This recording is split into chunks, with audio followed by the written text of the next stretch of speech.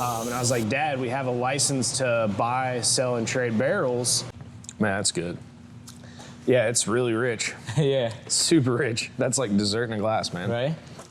Yeah. Just remember, you cut the plastic off, and then you take your back and you just break it. You just put boxes in. So today is day 2 of the Kentucky trip. I'm currently in Louisville, Kentucky, but I'm about 1 minute away from my Starbucks, just getting some coffee, some breakfast, and after we'll head to Prohibition Craft Spirits, which is Nulu, the makers of Nulu and New Louisville. Hopefully get a very good barrel from them. I think they source their stuff from MGP. Today is a packed day because right after Nulu, I'm heading to Bardstown, Kentucky to meet a guy at Lux Row distillery to potentially pick some barrels with Lux Row.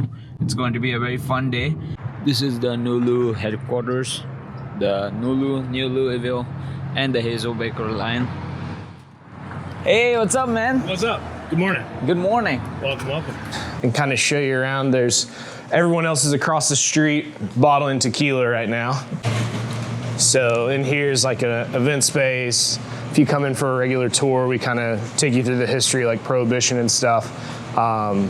This is our original brand here, Derby City Spirits. So my blending partner and his best friend started that distillery in this building back in 2014. Long and short, his best friend stole his identity, was a con man, made a huge mess. My dad, again, he's across the street. He stepped in, bought the assets and liabilities, and we started Prohibition Craft Spirits, PCS Distilling Company in 2016. Almost, a few million in debt, almost had to close the doors, and I was in love with bourbon. I started buy, sell, trading in 2019. Yeah. And I was like, Dad, we have a license to buy, sell, and trade barrels. Can you find me some MGP barrels? And we took a PayPal loan and bought 20 barrels of 5-year bourbon from MGP and started the Nulu bourbon label. And, now you're here to pick a few barrels. Right. So you guys get barrels from Ross and Squibb or Lux Row? All over the place, man. Okay. We get barrels from all over the place. Oh, wow. Yeah, Smells like bourbon. Yeah. There's about 950-ish barrels up here, or in the back here. So toasted wheated, Kentucky's, 8 and 9-year product. There's just a bunch of whiskey back here. So again, it all started with 20 barrels back in 2020. It's nice to own a bunch of inventory. We don't have any debt on the inventory. We bought this building, bought a building across the street. I saw the Nulu Technology Center. That plaza is also owned by you guys? No, so Nulu is a neighborhood downtown. So we're we just named our whiskey company after Nulu. Okay. So Nulu is just like a neighborhood down here. Everyone's got Nulu Hotel, Nulu this. So we used to have vodka, gin, and rum, and it was Phoenix Hill Vodka, which is kind of this area. Highlands Gin, which is like if you go up the road, that's like the Highlands. And Baxter's Rum, so we're on Baxter's Avenue. If you smelled the slaughtering of the pigs this morning, it kind of stinks. Yeah. So this is Butchertown area as well, because they just slaughter and process a lot of pork around here. So we had all these neighborhood names, and Nulu is just the one that took off. So, everyone calls this place Nulu. Hey, where are you picking? I'm at Nulu. On Google, this is Prohibition Craft Spirits. Right now it's busy season, but while down season's coming, January, we're going to take the time to change the name to Nulu Whiskey Company as the DSP, and then we'll change the building to like Nulu Whiskey House. Or you want to go taste some barrels? Very cool. Yeah, that's what I'm here for. Sounds good. That's killer, man. Yeah. Happy to be a part of it. People will love this stuff, so I'm happy to be part of this. Yeah, man. It's been we've been doing this for 5.5 years or so. It's really cool, like going to Kentucky Bourbon Fest like we did. Was that 2 weeks ago? People come up to us every year. Thank you for making Nulu. We're like, dude, thank you for buying Nulu. It's in 24-month season, Char 3 heavy toast since February. So what is that? 7 months in toast. They should be all right. Yeah.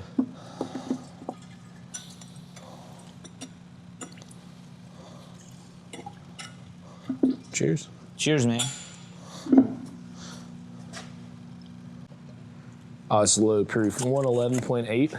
Nice, easy drinker.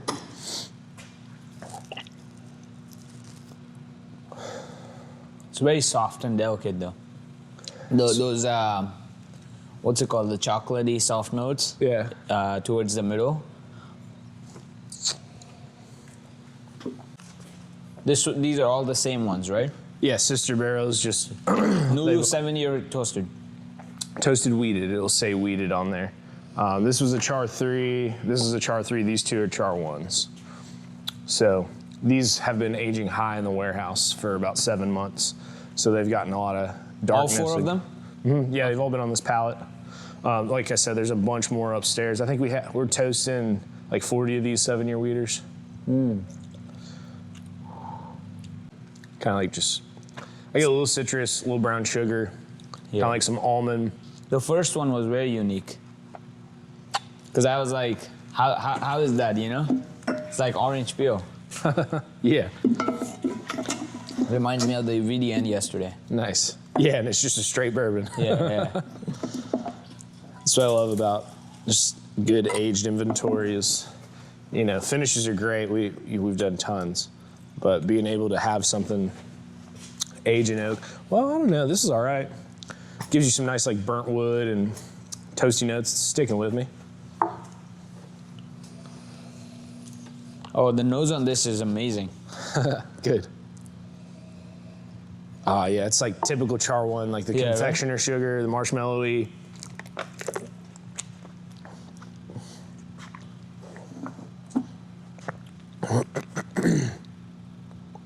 So sweet. You get a little spice too. Mm-hmm.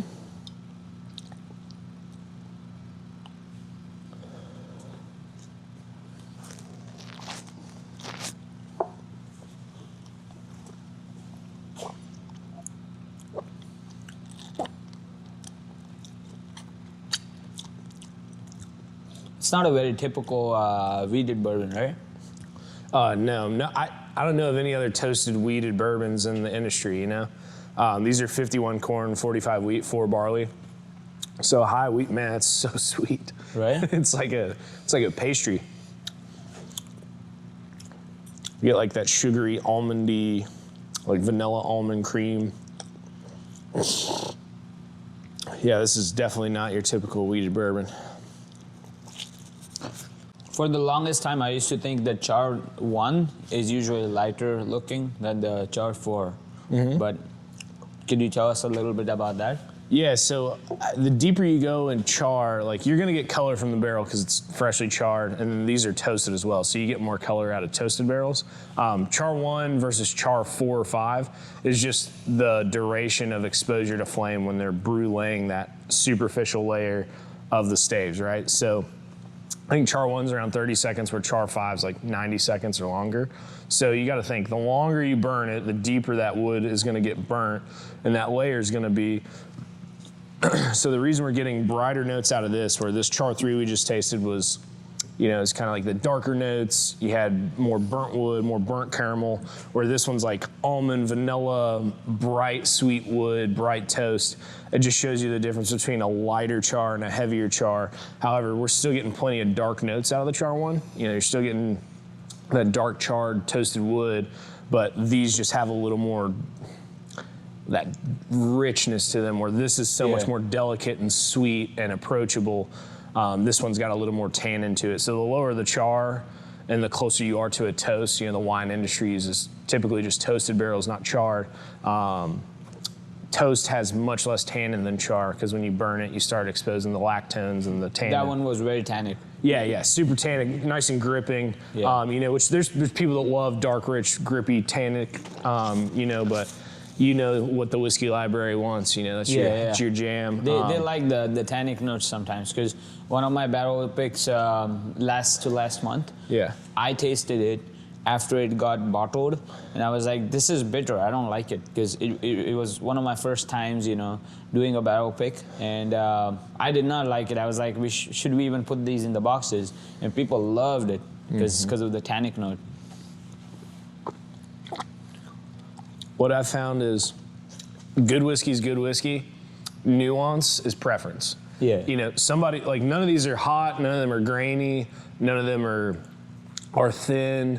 You know, they're almost 8 years old, right? So they should be pretty decent. So where Where this one's drinking bright, sweet, super sugary, nice, like almost get like a salty, sweet caramel vanilla long finish. But I personally lean more to this one. This is like your dessert bourbon. This is like citrus fruity, and then you still kind of get some of this stuff, but you get that citrus like The new bourbon. Yes. Yeah. Yeah. I this is more my jam. Sometimes I might want this darkness. This is like so approachable to anybody who It's picks like a standard done right. Awesome. Well put. What? The place in the warehouse. All that is just a map of what's on this pallet. So this barrel's weeded 22, 23, 21, and 20. So when we stack them, we can figure out where each barrel is. Very archaic, very simple accounting system for our palletized warehouse that was never supposed to be a whiskey warehouse. Originally, this was a boxing gym. Boxing gym? Yeah, so Muhammad Ali trained here. The guy that sold us this building, his brother owns the building next to us, and he was like a local Golden Glove. So this was, you know, they're like kind of boxing gym, and then this was like, this place was partied in for decades. It was like a DJ booth up there, and then they had a Latino nightclub here called Coconut Beach, which is now down close to the football stadium, but So Muhammad Ali trained in this rickhouse. yeah, essentially. Wow. You know, this concrete's original is from what I've been told. The wall, in front of the wall used to be volleyball courts like there is across the street, and then this was just a boxing gym back here, so.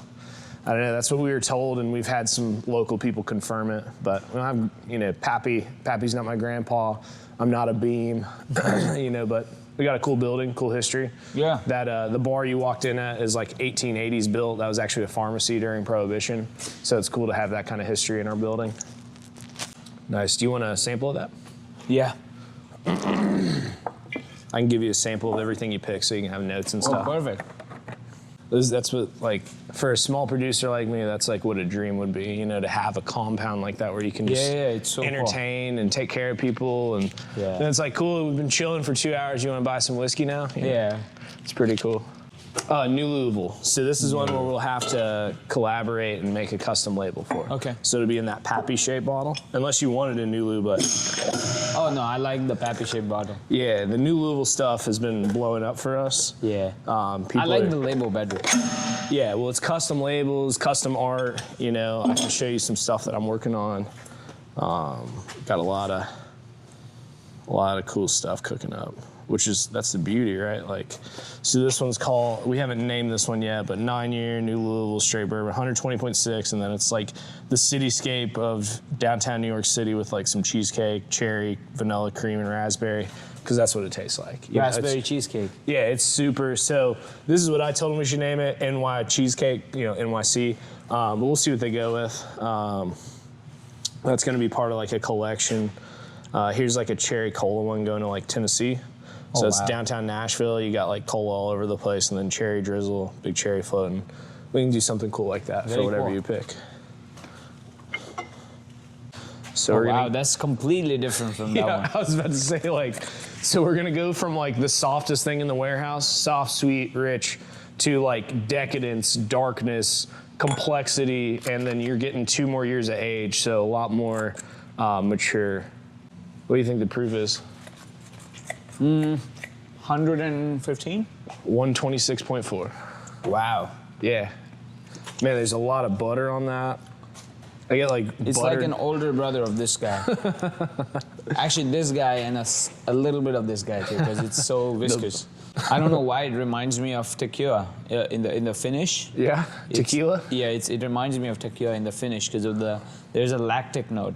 So what's the maple brulee barrel? What do you guys finish that in? So they take an ex-maple syrup barrel, right? So bourbon barrel, ages bourbon, you dump the bourbon, then you fill it with maple syrup, aged maple syrup for a few months, dump the maple syrup, and then that now ex-maple syrup barrel gets shipped to our cooperage partner in Canada, and they pull the heads off, and they actually found a temperature and duration with flame where they can brûlée, and it like caramelizes and crystallizes the residual maple syrup sugars, almost re-toasting the barrel, and that's what they call the maple brulee barrel. Wow. So it's a recoopered barrel. They ship them down to us, and then that's what all these really like that stack next to that tote. You see how they're like leaking a bunch of like black maple syrup.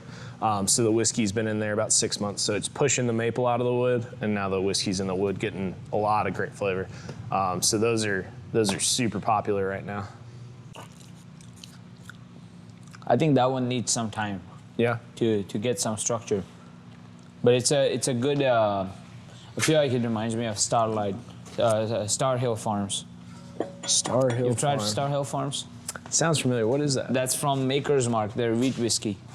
Oh, okay. Yeah. I was not I wasn't a huge fan personally. Do you like beer? I like beer, but not in my whiskey. It's, you know what I mean, that malt flavor. The beer finish, yeah. Yeah. So like that, to me, that flavor says youthful, or you know, like you said, it could take more time. Yeah. I see what you're saying. As that one finishes, it doesn't have the party that the first one does. That one has like the sour, kind of youthful beer note. Yeah. Which is weird, man. Sometimes that note will come and go. How long have you been drinking bourbon? I started in 2019. 2019. Yeah, unless you count like a few shots in college, but no, 2019, man. And this one is it's a sister barrel to both of those. Okay. So those are all October 2016. So 9 year. They turn 9 in a few weeks. Yeah. By the time you would dump, it would be 9. Yeah. 9 year reeded toasted bourbon. No, these are all high-rye bourbons. High-rye. Mm-hmm. There's no spicy in it. I know. Yeah, that's. Once you give that rye long enough to age, it gives you more fruit, more sweetness. You know, if you've tried old rye whiskey that's not Canadian, like old straight American rye, you get a lot of good fruit notes. So who picks these barrels from MGP? No one. So you just I will purchase based off of like, you know, the statistics. Where is it? Warehouse? What cooperage? What mash bill? How old is it? But most people, maybe now there's some sweetheart deals, but if you're dealing with MGP, or at least when we were buying very heavily in 2021 and 22, you're not getting to go select. And we've honestly never bought barrels directly from MGP. We've always bought from the brokerage market. Yeah. So it's people that just had barrels in storage at MGP. So say we were buying 300 of one type, you might get one sample. But we were buying in the boom. So it was like, hey, you have 24 hours to give us a yes or no, or I'm calling the next person. You know, That's crazy. Yeah. So there's 1,600 barrels that aren't here. So, you know, that's a lot of whiskey just aging elsewhere. And you taste every single one that comes in? If it comes here, yeah, we've tasted it at least once. Okay. Every single one. This one's very cherry forward. Yeah, very cherry, almost like a snickerdoodle and a cherry. Yeah.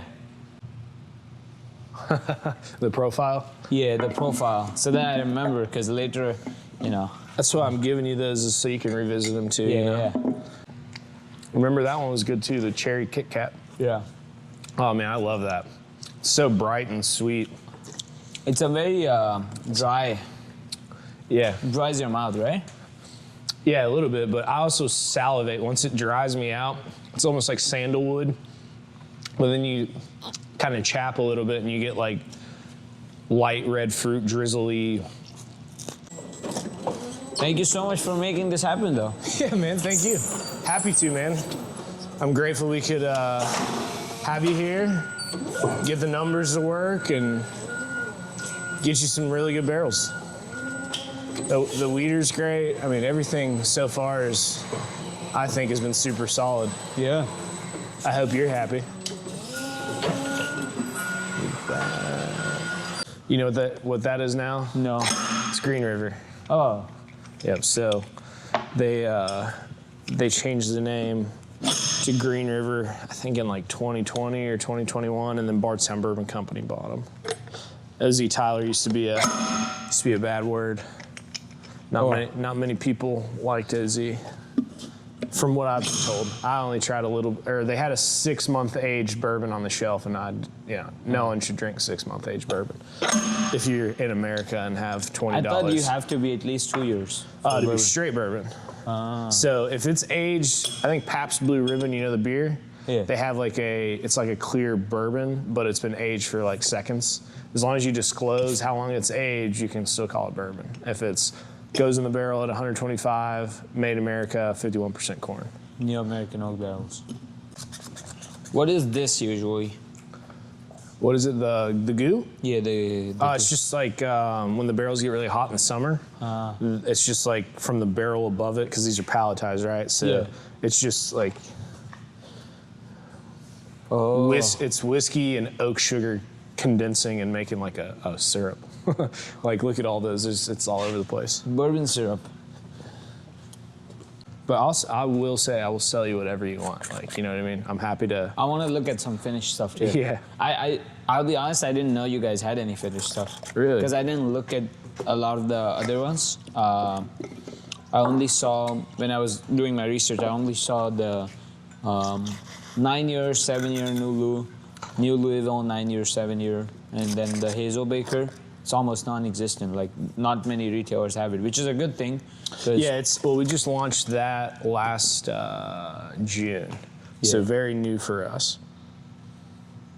And getting new distribution right now is a little tough. Market's just kind of, not everybody's like you selling a lot, you know? Yeah. As far as Everybody retailers. says they're going through a bourbon burnout. I feel like the people are moving towards the craft distilleries, though. So Yeah. it's good. All right. This is at 101. Are you in like a storage facility? Oh yeah, how do you know? Oh, bro, because I've been in the game, man. I know how it goes. I know how you get started. I'm still a little nervous if everything that I order is going to fit in the storage facility. Yeah. Just remember, you cut the plastic off, and then you take your back and you just break it. You just put boxes in. The pallets. You know what I mean? Like, if the pallets don't fit, just fucking stack it in there. I mean, that's what we do in New York anyway, so. That's 7-year, right? Yeah. Here's how you read barrel codes. So 18H21, 2018. H is the 8th month of the alphabet, or the 8th letter of the alphabet. So August 2018, 21st day. The most with you guys. Dude, that's cool. Are you Because sure? I like the label. I think You people. want a Red Bull or anything? Oh no, I'm good. Okay, man. Yeah. Thank you so much, Dude, man. thank you, I'll Arno. take the mic unless you want to be me hearing your conversation. I was on it. I would say that was a successful pick. Chase is a cool guy, but I'm definitely a little late for my Lux Row pick, so I'll see you guys at Lux Row.